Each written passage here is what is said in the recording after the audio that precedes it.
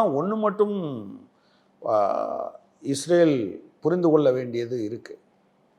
நீங்கள் அவங்க இந்த காசாவின் மீதான போரை அதிகரிக்க பாலஸ்தீனியர்களுக்கான தாய் நாட்டை அவர்கள் பறிக்க இந்த தலைமுறைக்கு இல்லை, இதில் ஒரு நிரந்தரமான செட்டில்மெண்ட் வர்ற வரைக்கும் அவங்க ஒட்டுமொத்த யூதர்களுக்கும் ஒரு மிகப்பெரிய அச்சுறுத்தலை ஏற்படுத்தி கொண்டே இருக்கிறார்கள்.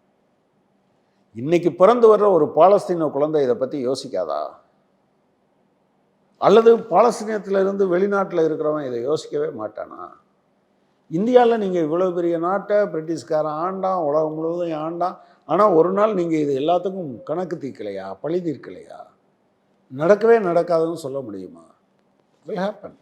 எனவே இஸ்ரேல் தன்னுடைய நலனையும் தன்னுடைய நலன் சொல்கிறது தன்னுடைய மக்களுடைய நலனையும் கணக்கில் எடுத்துக்கொண்டு எவ்வளவு அட்டுழியம். பிரியங்கா காந்தி ஒரு கருத்து சொல்கிறாங்க.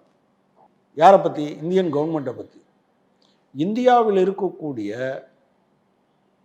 இஸ்ரேலிய தூதருக்கு he has no business to talk on this.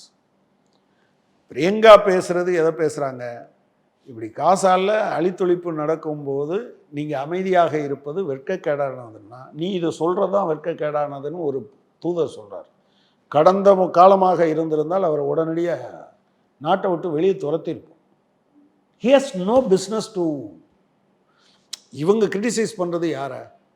நீ வேணா என்ன சொல்லலாம்னா, இல்லை நாங்கள் இஸ்ரேல் அப்படிலாம் பண்ணலைன்னு சொல்லலாம். எவ்வளவு திமிர்த்தனம் அது!